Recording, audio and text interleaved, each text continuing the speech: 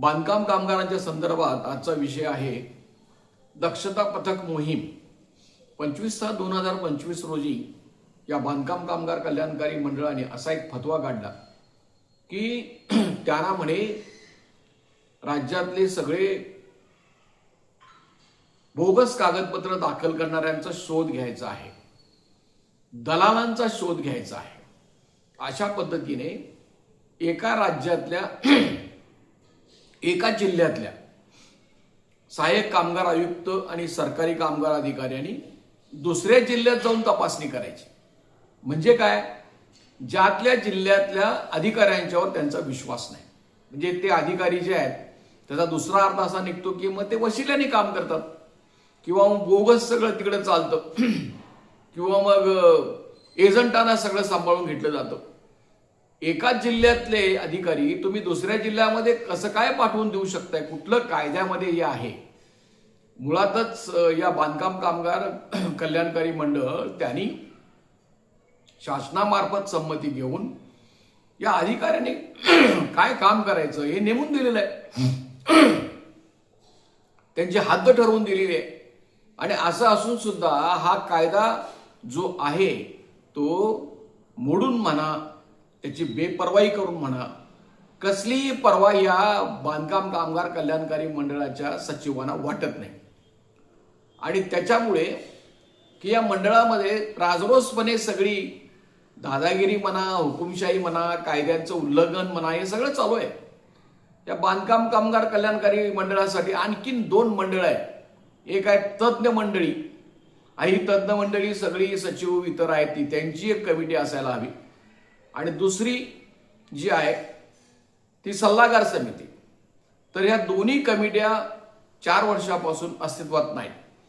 आणि तिसरी जी आहे ती या महाराष्ट्र सरकारने या बांधकाम कामगार कल्याणकारी मंडळासाठी अत्यंत महत्त्वाची असलेली जी कमिटी आहे बोर्ड, त्याच्यामध्ये त्यांनी कामगार संघटनांचे प्रतिनिधी नेमलेले नाहीत आणि मालक संघटनांचे प्रतिनिधी सुद्धा नेमलेले नाहीत।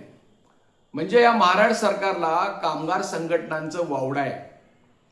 ज्या रजिस्टर कामगार संघटना आहेत, कायद्याने त्यांना अधिकार दिलेला आहे काम करण्याचा, त्यांचं त्यांना अस्तित्व सुद्धा खुपतं आणि काय वाटेल ते करून कायदे मोडून बेपर्वाई पद्धतीने या मंडळाचा सगळा कारभार सुरू आहे। खरं म्हणजे याची गंभीरपणे चौकशी व्हायला पाहिजे। तर हे मंडळ जे आहे त्यांनी हे 25/6 फतवा काढला। आता त्यांनी परत 29 मे 2026 दुसरा फतवा काढला आणि सगळ्या अधिकाऱ्यांना त्यांनी कळवलं की तुम्ही अहवाल दिलेला नाही आमच्याकडे, या दक्षते पथकामध्ये तुम्ही काय उजेड पाडलेला आहे ते। आणि बरोबर आहे, अधिकारी म्हणतात का तुमचे आम्ही नोकर नाही। सहाय्यक कामगार आयुक्त, सरकारी कामगार अधिकारी यांना कामगार विषयक काम करण्यासाठी त्यांच्या नेमणुका झालेल्या आहेत। कल्याणकारी मंडळाचं काम बांधकामाचं जे आहे ते ऐच्छिक आहे, ऐच्छिक म्हणण्यापेक्षा ते जादा काम आहे, त्यामुळं ते त्यांच्यावर दादागिरी करू शकत नाहीत। पण हे काय वाटेल ते त्याच्याबद्दलचे आदेश करायचं काम चालू आहे। तर दुसरं असं आहे की हे महाराष्ट्र शासन परवा करत नाही किंवा हे मुख्य कार्यकारी अधिकारी सचिव काय करतायत, कसला आदेश काढतायत, त्यांचे आदेश हे कामगार विभागाचे सचिव बघतात का नाही? अर्थात बघत असणार, त्यांची संमती असल्याशिवाय होऊ शकत नाही ते।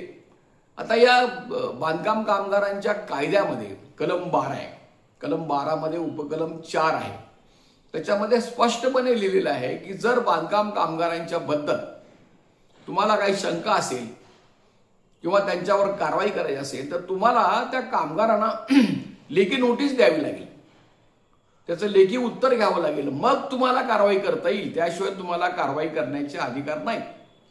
आता हे धडधडीत कायद्यातली तरतूद धाब्यावर बसवून यांचं दक्षता पथक काय म्हणे, आम्ही जागावर जाणार, मग कार्ड सस्पेंड करणार, ज्यांनी 90 दिवसाचं प्रमाणपत्र दिलेलं आहे ते बी आम्ही सस्पेंड करणार, आणि असे रिपोर्ट्स त्यांनी मिटिंगा केल्या, परंतु त्याची काहीही कारवाई अद्याप झालेली नाही। तर हे जे आहे याबद्दल ते कायदा पाळायला तयार नाहीत। या कायद्याने बंधनकारक आहे की तुम्ही त्यांना स्मार्ट कार्ड दिलं पाहिजे, तेही दिलं जात नाही। तर त्याच्यामुळे की हे पथकच बेकायदेशीर आहे. हे जे पथक मोहीम म्हणतात ना, काढलेला फतवा आहे तो ज्या प्रकारे अंमलात आणण्याचा प्रयत्न केलेला आहे ते पूर्णपणे बेकायदेशीर आहे. त्याच्यासाठी आम्ही आज मुख्यमंत्री उपमुख्यमंत्री यांना ईमेलद्वारे निवेदन पाठवून दिलेलं आहे की हे पथक करण्याचा जो निर्णय आहे तुमचा तो रद्द करा.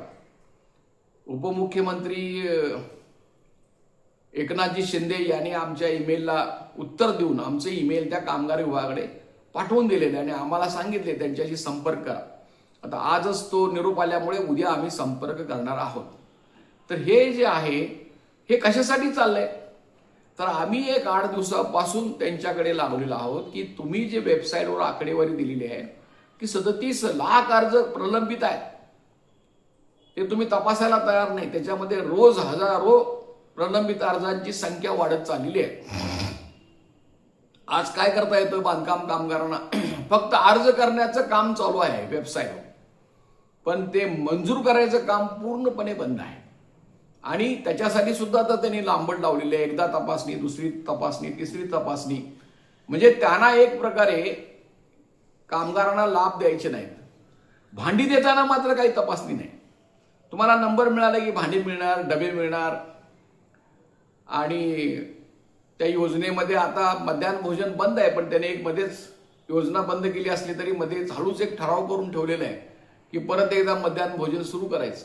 त्याला मात्र काही अट लावत नाही, ते मात्र लगेच द्यायचं. पण हे सगळं अर्ज केल्यानंतर तपासणी करणे.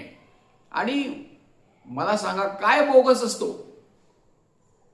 बोगस शब्दाबद्दल आपण बोलू. देशाचे मंत्री BA पास झाले, मॅट्रिक पास झाले म्हणून बोगस सर्टिफिकेट घेऊन मिरवतात, त्यांच्यावर करा ना कारवाई. बोगस जातीची प्रमाणपत्र दाखवून मागासवर्गीय जागेवर निवडून येतात, त्यांना धरा. आणि आता आपण बघतोय ना या नीट परीक्षेचं काय वाटोळं झालेलं आहे, अनेकांना अटक झालेली आहे, करोडो रुपयांचा व्यवहार त्याच्यामध्ये झालेला आहे. काय कुठं बोगसगिरी चालू नाही.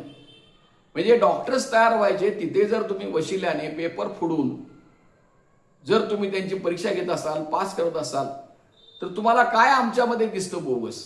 शरम वाटली पाहिजे तुम्हाला. काय बोगस असतं? आधार कार्ड असतो, तो आधार कार्ड काय बोगस म्हणायचा प्रश्न येत नाही. तो नंबर टाकला की तुम्हाला कॉम्प्युटरवर दिसू शकतं खरा आहे का खोटा आहे. नंबर 1 म्हणजे ते त्याच्याबद्दल शंका घेण्याचा प्रश्न नाही. नंबर 2 90 दिवसाचं प्रमाणपत्र. गंमत आहे, 90 दिवसाचं प्रमाणपत्र देण्यासाठी महाराष्ट्र शासनाने 3 सवलती दिलेल्या आहेत. एक आहे बिल्डर्स असतील, कॉन्ट्रॅक्टर असतील, तर त्यांना अधिकार आहे 90 दिवसाचं प्रमाणपत्र देण्याचा. त्यांनी स्थानिक स्वराज्य संस्था त्यांच्या अधिकाऱ्यांना पत्र देण्याचे अधिकार दिलेले आहेत. आणि तिसरे त्यांनी ग्रामसेवकांना अधिकार दिले आहेत. मग त्यांचं प्रमाणपत्र तुम्ही तपासायचा प्रश्न येत नाही ना. तुम्ही ग्रामसेवकावर कारवाई करा तुम्हाला ते खोटं वाटतं तर. 90 दिवसाच्या प्रमाणपत्राबद्दल तर ते जे आहे. आणि समजा 90 दिवसाचं प्रमाणपत्र महाराष्ट्रातल्या कामगारांनी सुद्धा समजून घेतलं पाहिजे की मी कॅलेंडर वर्षामध्ये एका 90 दिवसापेक्षा जास्त दिवस काम केलेलं आहे होते. आज मी काही काम करेन नाही करेन त्याचा काही संबंध नाही. नाहीतरी लोकांना वर्षभर काम मिळतच नाही. त्याच्यामुळे की हे काम होऊन गेल्यानंतरचा मुद्दा आहे 90 दिवसाचा.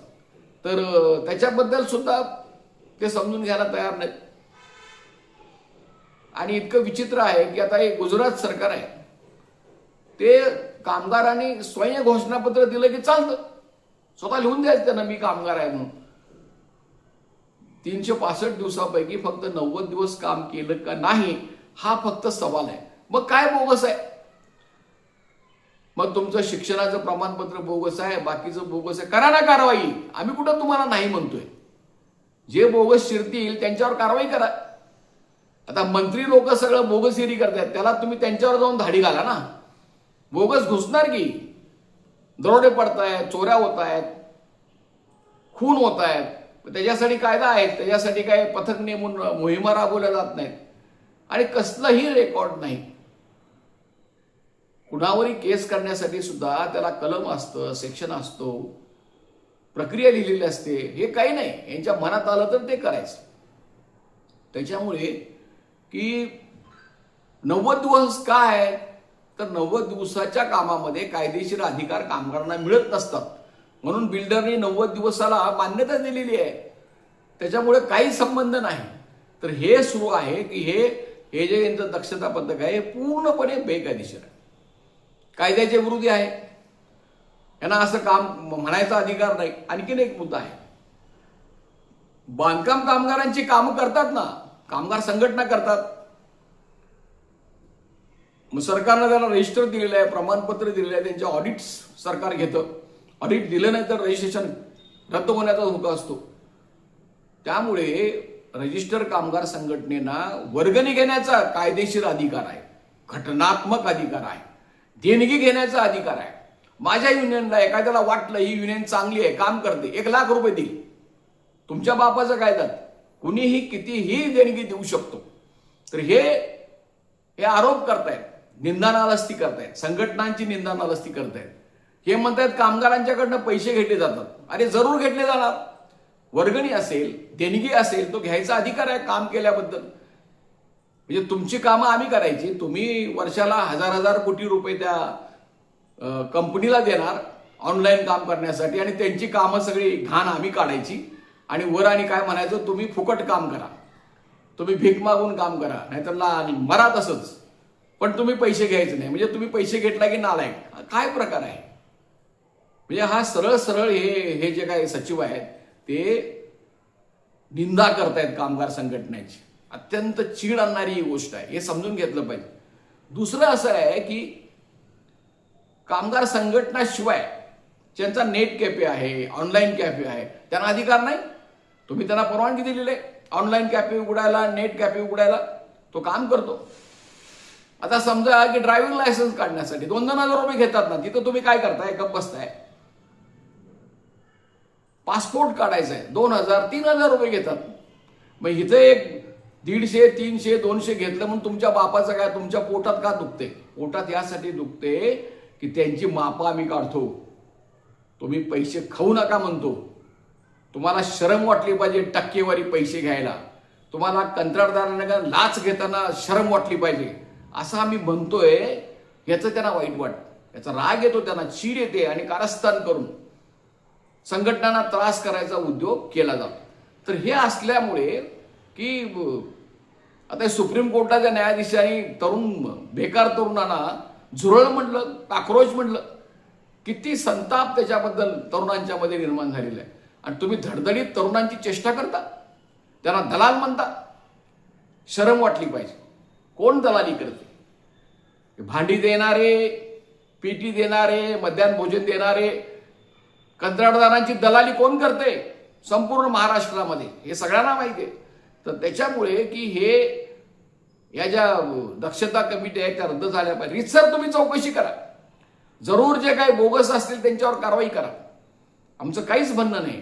पण हे भाऊ करून, बदनाम करून, संघटनेला बदनाम करून हे जे उद्योग चालू केलेले आहेत ते ताबडतोब तुम्ही थांबवले पाहिजेत, अशी आम्ही मागणी केलेली आहे.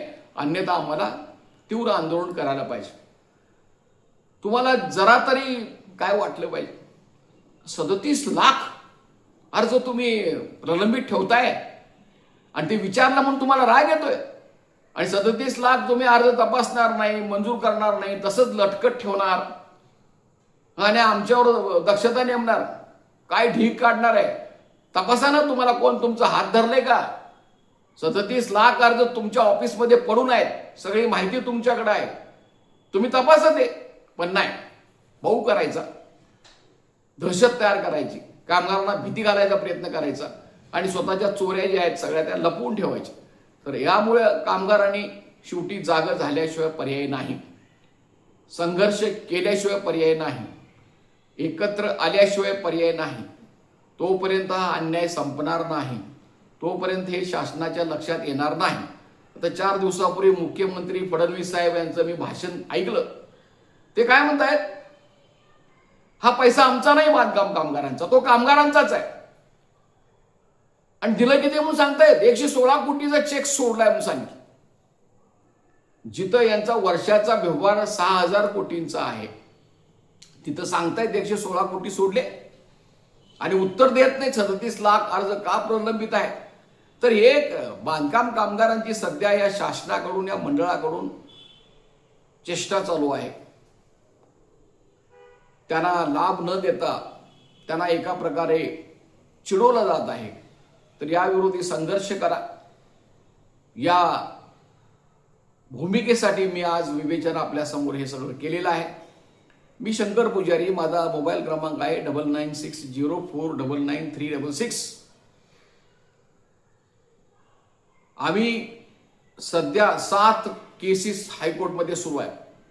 यांना हायकोर्टची समजली तर भाषा समजते. सर्वच निकाल आमच्या बाजूने लागतात असं होत नाही, पण त्याच्याशिवाय काही पर्याय राहिलेला नाही. यांनी जर दक्षता समित्या रद्द केल्या नाहीत तर याबद्दल सुद्धा आम्ही हायकोर्टमध्ये केस दाखल करणार आहोत. तर तुम्हाला शक्य असेल तितकी तुम्ही आर्थिक मदत या मोबाईल क्रमांकवर गुगल पे, फोन पे उपलब्ध आहे त्याच्यावर करावीत अशी आपल्याला विनंती आहे. हे यूट्यूब चॅनल जे आहे ते विनामूल्य आहे. आजपर्यंत 14,000 सबस्क्रायबर झालेले आहेत. तुम्ही सुद्धा हे यूट्यूब चॅनल सबस्क्राईब करा, लाईक करा, फॉरवर्ड करा आणि या संबंधी संघटित लढा करण्याचा प्रयत्न करा. एवढं आवाहन करून मी आजचं माझं भाषण पूर्ण करीत आहे. धन्यवाद. जय भीम, लाल सलाम.